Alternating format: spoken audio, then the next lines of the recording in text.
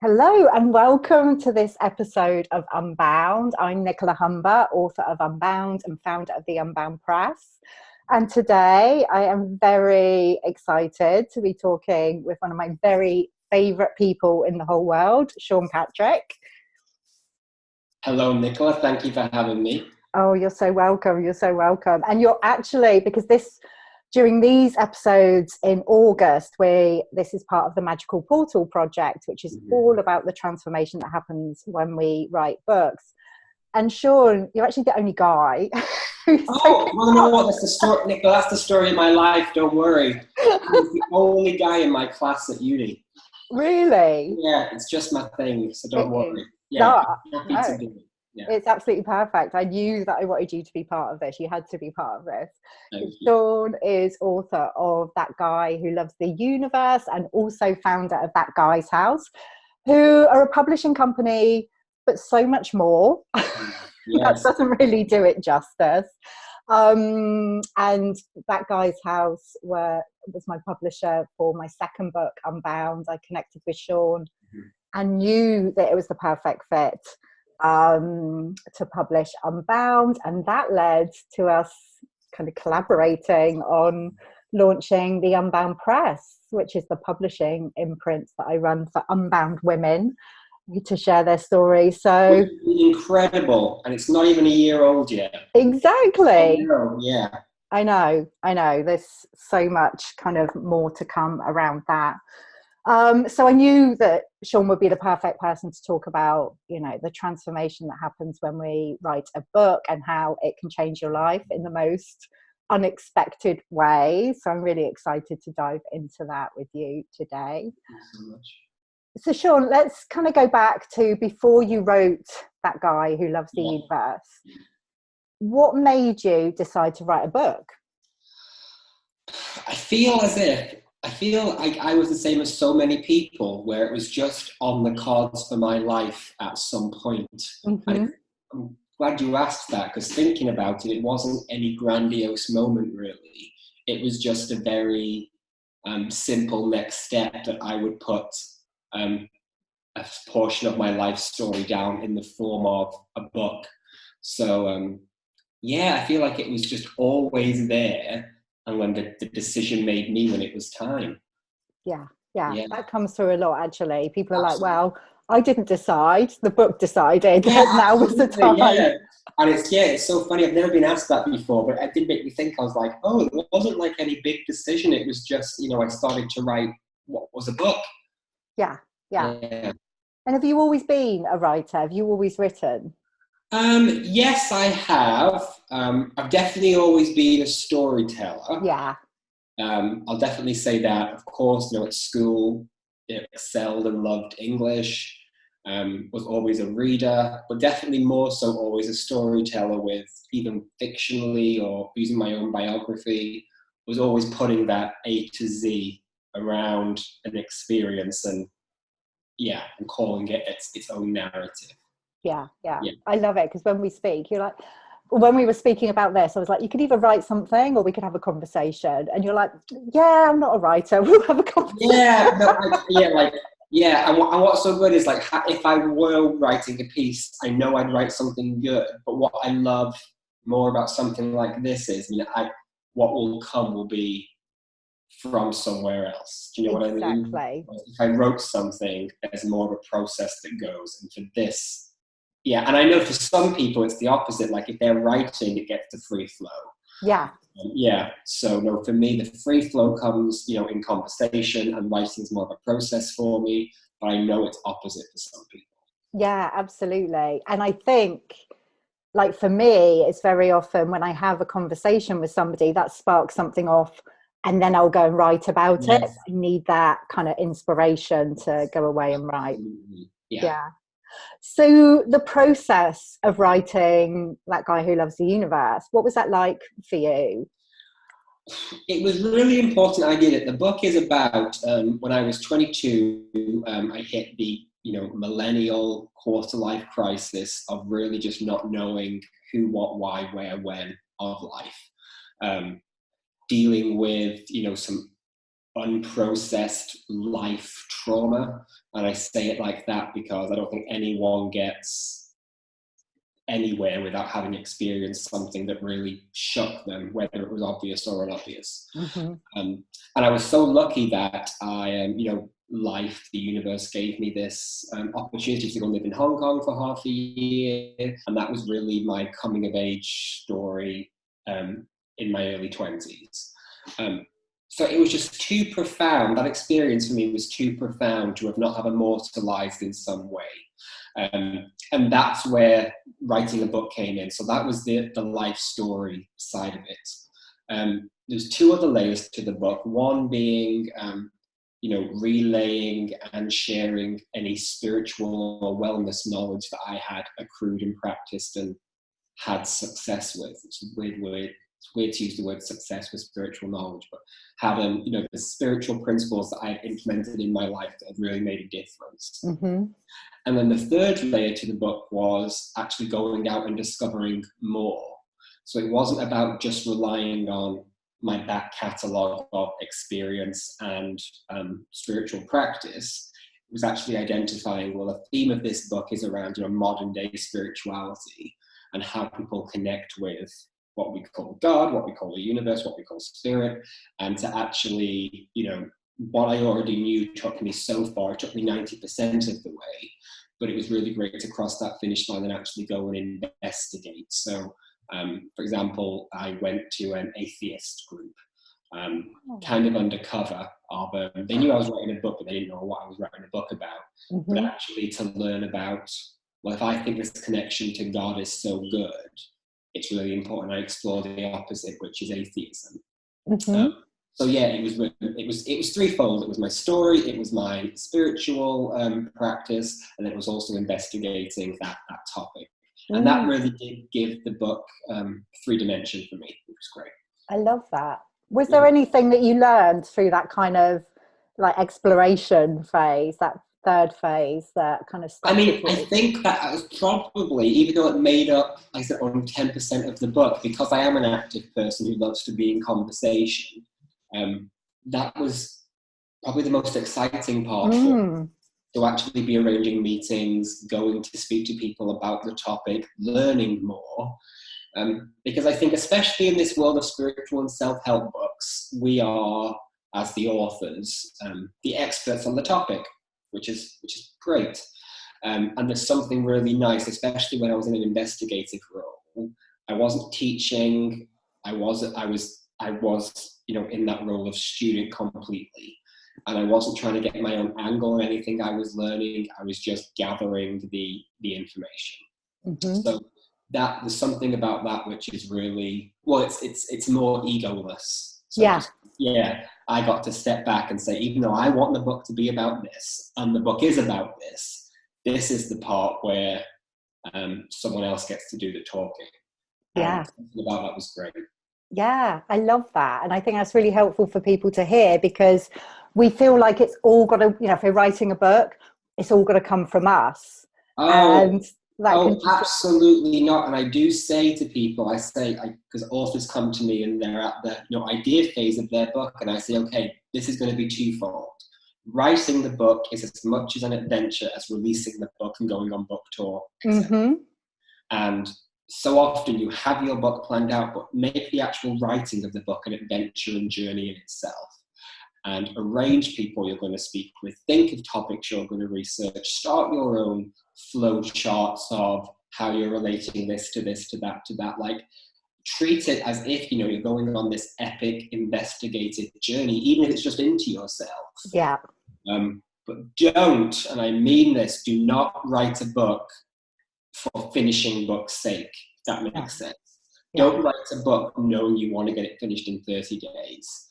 Just make it, because it's a once in a lifetime journey. Yes, you can write book 2, book 3, book 4, but writing that book is a once in a lifetime journey, and writing your first book is a once in a lifetime journey. Oh yeah, absolutely. It's a very different experience to writing any other book. And you hear this, and I think this is actually a great shame, where so many spiritual teachers that we love, after they've done book 3, people start to say, oh, it was nothing I hadn't heard before, or that was the same as their earlier book. And I can't say I don't agree. And I'm like, it's such a shame, because especially some of these bigger spiritual teachers, they really could go and explore such a huge topic. I mean, and there's other things in play. There's deadlines, there's what's going to sell, etc. But I really think to plunge yourself into an inner exploration or an outer exploration is how you write a book. Don't write a book to get a book done. No, allow yourself to have that exploration, that process. Absolutely, and you'll be surprised. I mean, I know when we worked together, your book was done in a couple of months. Well, yeah, it was done in a couple of months, Sean, but I'd had this huge exploration before. Yeah, absolutely, yeah. And there's some authors I work with that, it's been over 2 years and they're working on that project, and I said, that's great, that's fine. And there's some authors it flows through in a certain way, but never just regurgitate information and write a book to get it done. Make it an adventure. Yeah, there's something about it being active, I think. Absolutely, yeah. It's not just sitting at a desk and going, okay, what do I know? What do I want to? It's like, no, allow yourself to. Yeah, absolutely. Yeah. And actually, that's what I'm loving, which this is unexpected, really, about this project, like speaking to different people about their process and reading the pieces that have come in. There are these specific themes that are coming through, and a lot of it is affirming kind of what I already kind of thought and sensed about the writing process. But like giving me new perspectives, and I feel that my next book will be about writing in some way. So like this is like great. Yeah, and this is your exploration. This is absolutely. And I'm doing it without even realizing that I was. Isn't that how the universe works? Isn't that how the universe works? It's like when we have a plan, it's so ridiculous. I know, exactly. So like, on that kind of note, on that theme, how did your book lead to you launching a publishing company, That Guy's House? Yeah. So I was back and forth with traditional publishers, and I really wanted that traditional book deal. So after a couple of years of it not working out, not getting signed for a traditional book deal, I knew I had in my hands something that, I knew it was almost, in my thinking then, I was like, well, this was almost good enough to get the full treatment from a publishing house. I was like, so I'm going to give it that myself. I was like, I want to give my book more than it would have had just by being an ebook on Amazon, for example. So it was really just for the fact this project in my hand I knew I wanted to give the full treatment to. I bought the ISBNs, I set up the imprint, I learned about distribution, etc. And released my book my book was called That Guy Who Loves the Universe. The publishing company was That Guy's House.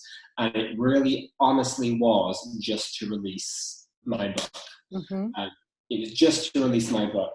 And as the universe is so brilliant, I had people come to me, months later asking, well, do you help people write the book and then publish it? And I thought, I guess I do. And then within less than a year, it was my full-time job. It was a fully functioning company. And we're here now, about to go into our third year, and we're working with over 70 authors now. It's just incredible. But it was definitely, once again, like I said about making plans, I had no strategy in place about launching a publishing company and recruiting and finding self-help and spiritual authors. And if anything, it's just been a huge, huge blessing to be submerged more into this world of what is spiritual and self-help writing. So what was that?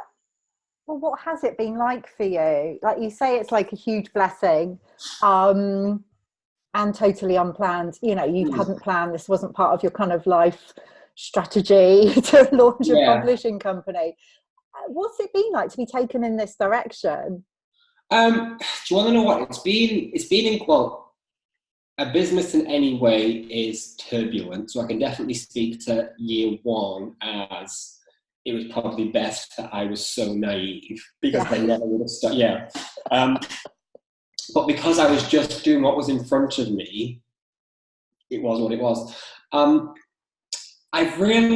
it's been like for me is, and this is even something now I'm learning more and more, I've run a publishing company, but more importantly, and I really appreciate what you said at the very beginning, was it's a publishing company, but it's so much more. Mm-hmm. Really is spiritual and wellness company. Yeah. And we publish books because I just have a great respect and love for this world of spirituality and self-help. And, you know, in the early stages of doing this publishing company, I started to get invited to speak at places about publishing, writing, and creative writing. And, you know, I showed up at these places and realized I don't know much about writing, so to speak, but I know so much about writing a spiritual book, a self-help book, or a memoir. Yeah. It's really been, the journey for me has really been understanding that I've got a very unique calling here, which is how to craft and how to write spirituality, self-help, or a personal memoir. Yeah. And really kind of honor that, and to continue to fall in love with this world that we live in. All of these kind of books is incredible. Like I love being in a world that when I say the names Marianne Williamson and Louise Hay, people go, oh yeah, okay. Yeah. And Some people don't know they who that is. They don't. And it's like, oh my God, and I love that. Yeah, and I love that I live in a world that even before we recorded this interview, I didn't need to just check with you that I could say the universe, God, life plan. I knew I could just say it. Yeah. So yeah, I've learned that, I've learned to be very, I'm going to use the word reverent though. I don't take myself all that seriously, so that word's a bit heavy. But there is a calling to this specific world of spiritual books. And how in itself, that's an entire universe, that's an entire calling. And actually, you know, the kind of books we're putting out in the world aren't books that people read and, you know, have a great uplifting experience from. They're books that on some level will change people. Yeah. And it's it's like enjoying the excitement of that. Do you know what? I'm feeling quite emotional because there's something here, you know, and this, you know, I actually talk about this in Unbound about, you know, one of the principles is to like truly live your gift.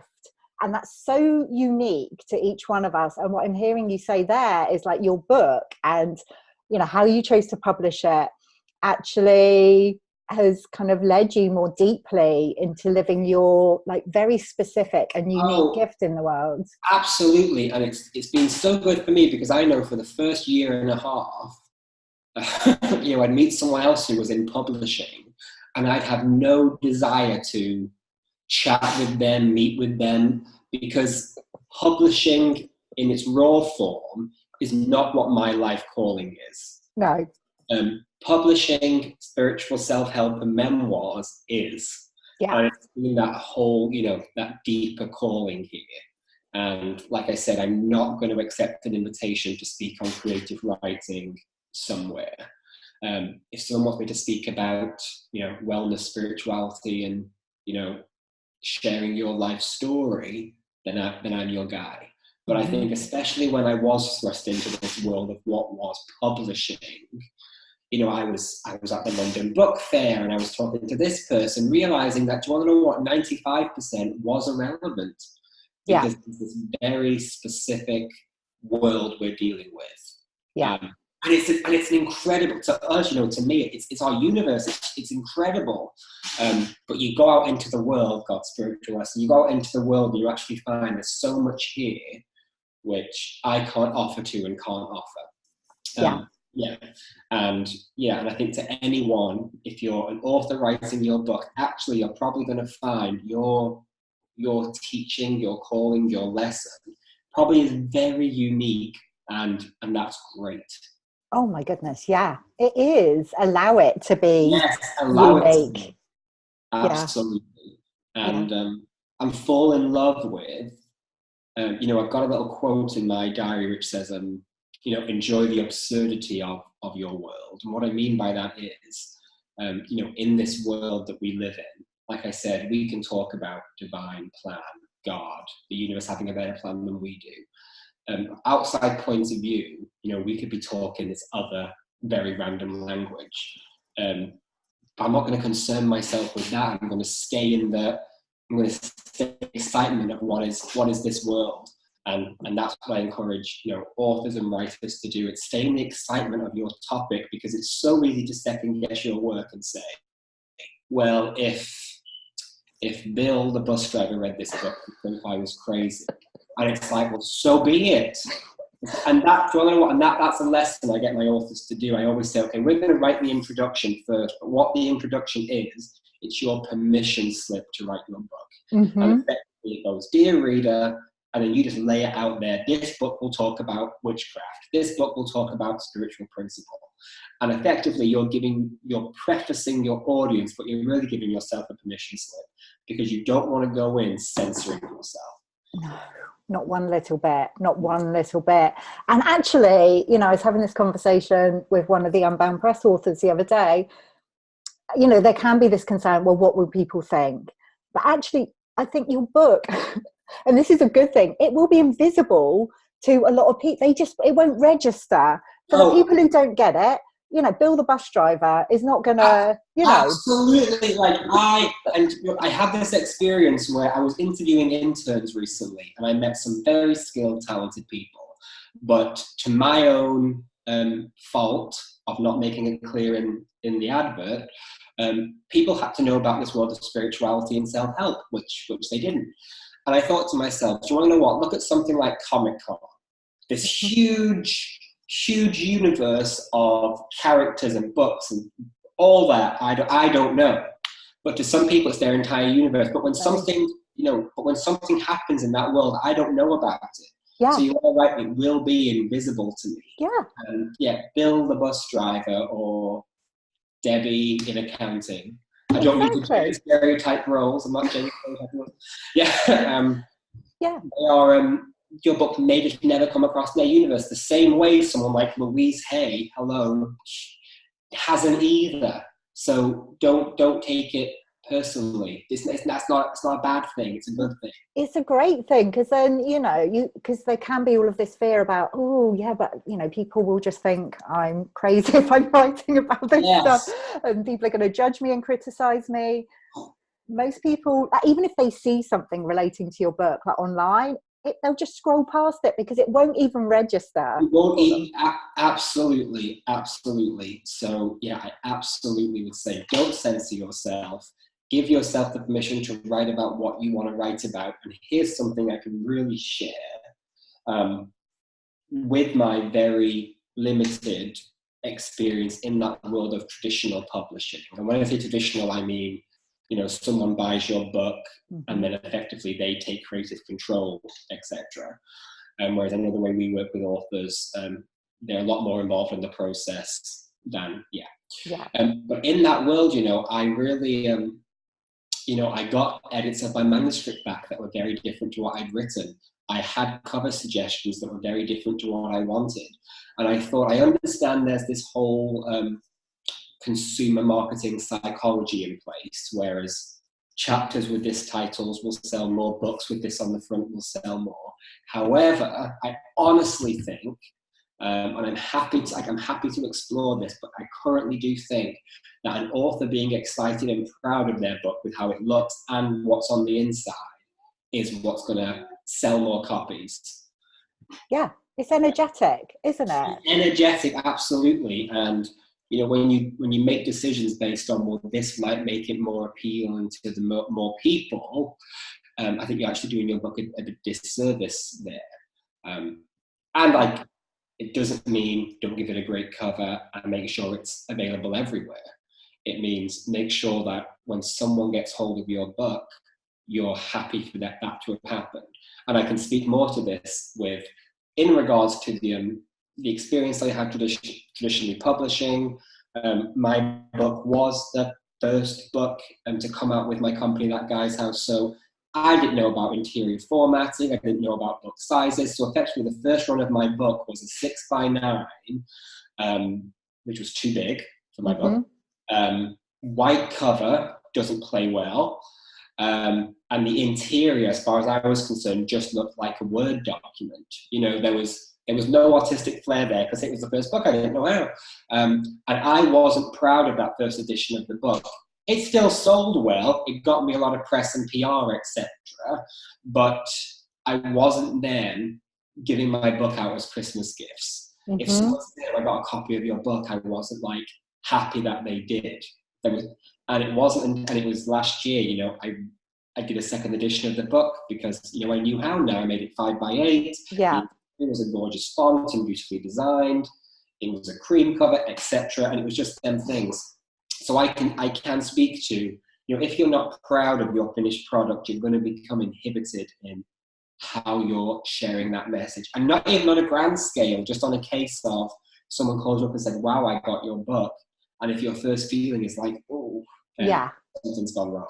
With contraction, isn't it? You know, yes. You don't want to be contracting around your book. And yeah, I was going to say something then, but it's completely gone.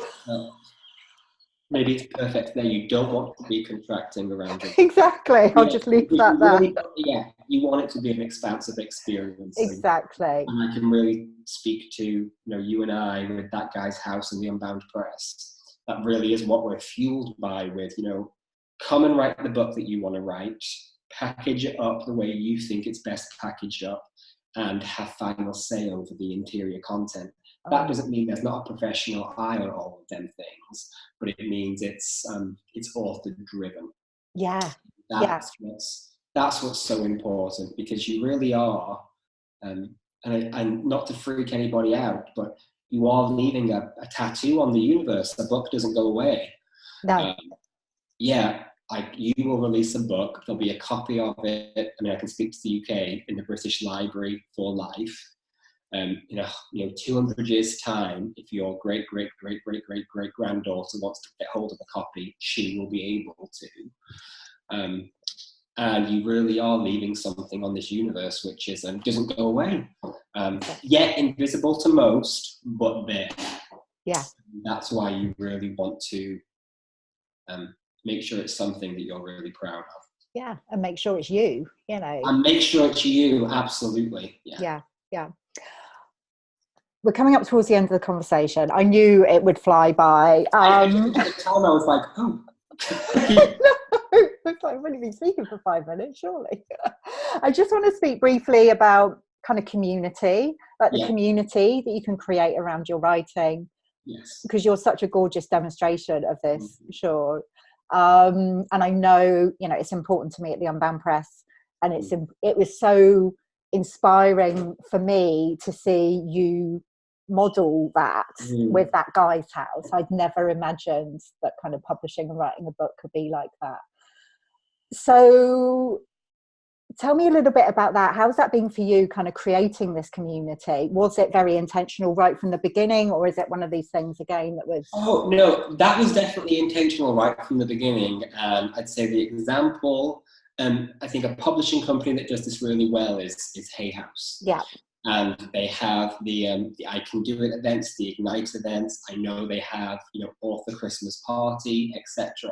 I do think they're a great example of, you know, you're not just becoming a writer for an organization, you are becoming a member of that community. So with That Guy's House, it was really important for me that in ways I could to replicate that with you know, having regular group calls with the authors, having a Facebook community, having the annual retreats which the authors can go on. We've done LA, we've done Bali, we're doing Bali again next year. It's really having, me and Nicola are going to be there. Yeah. Having them activities or them mediums in place, so you're not just a lone entity writing a book. Because I knew when I wrote my book, because I was just me at the time, it's such a huge strive, and for so many people it's happened over years. It can be anticlimactic if you don't have cheerleaders in place. Yeah. And that is the one thing I can really say about both of our publishing endeavors are we effectively create a cheerleading posse for when your book comes out. We so do. And as you're writing too. Yeah. Otherwise, once again, and it was the whole, going back to the beginning of the conversation when I started that guy's house, I was like, well, I've got a book in my hands that I think really deserves something. And doing what it was that got what it deserved, so to speak, in regards to package distribution, etc. So having a community around your writing becomes your cheerleading squad. And in my case, and in your case, we're working with other authors of similar books.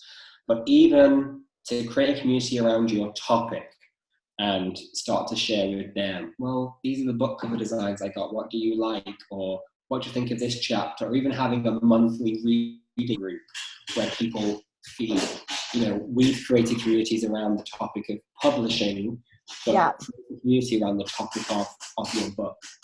Yeah. And I think sometimes people don't kind of feel that that's even possible for them. Writing can seem like such a solitary pursuit, so it's really inspiring to kind of think, and it excites you and it helps to get you through the writing process as well. Absolutely, because you're like, well, I've got 5 proofreaders, and I feel as if I feel like most people could at least find 3 people, even if it's family, who become the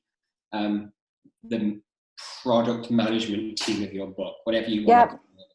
But effectively, there's people you sit with once a month, you discuss the content and you discuss the design. You discuss the release strategy. Because your book it's a big project. You can treat it minimally. I know of many publishers out there who do, churn out books for bestsellers' sake, and for people that are more focused on having a speaking career, etc. It serves its job. But your book is no small feat, so to actually have some steering and guidance around it is great. Absolutely. And what's been coming through in everything that you've said, Sean, it's about honouring your book, this book that wants to come through you. You kind of have a responsibility to your book, don't you? Absolutely. And also for anyone who is on the fence about should I write a book, or you're writing a book but you haven't done it yet, it's really sitting with what book is my soul calling me to write. Yeah. And if you get the sting of, but a lot of people wouldn't buy that, firstly, what do you know? Yeah. But secondly, I can guarantee writing a book that was true to you, that sells less copies than writing something that wasn't, but is more commercially successful, that will feel better. Yeah. And I have to emphasize that your book sales are one thing and they're wonderful when it's money in this world. But effectively, I didn't think writing a publishing company would come off the back of my book, as I'm sure you did. No, not at all. It's, the clients you'll find, the retreat you'll hold, the other, even if you're writing fiction, the other fiction authors you may work with. It's more about contributing to your field as a whole. Yeah. And a book really becomes a souvenir of you. So effectively you think, well, this book is a souvenir of me. You don't go into, the Guggenheim, go to the gift shop and go home. You go to everything that's got to offer, and then you get a souvenir. Yeah. About, well, I, Sean Patrick, you, Nicola Humber, whoever you are as the author, this book is a souvenir of my work in the world. So don't neglect your work in the world for a book, and vice versa. Yeah. Exactly. So powerful. Yeah. Oh my goodness. I could talk to you all day. No, I could too. We keep wrapping up and going on and on. I know. Sorry, we are going to wrap up now. Yeah, we have to. People might be getting bored. I don't think so. Surely not. Surely not. Sean, for people watching this, listening to this, what's the best way for them to connect with you and find out more about what you do? Oh, amazing. You can go to thatguyshouse.com. You can find me on Instagram at Sean Patrick Parker or at That Guy's House. And you can just email my company directly through authors guyshouse.com. Perfect. We'll put the links around this video so people can find you easily. And thank you so much for having this conversation. Thank you so much. This has been gorgeous, beautiful, longer than I expected, but I'm so happy it was. Well, thank you for, you know, everything you're doing in the world and being such an inspiration to me personally. Like, you know, working with you has changed my life, so I'm deeply grateful for that. Thank you so much. And yeah, it's all, the universe is the one moving the pieces here, and exactly. Exactly. All right, my love. Thank you so much, and we'll see you again soon for another episode of Unbound. Bye.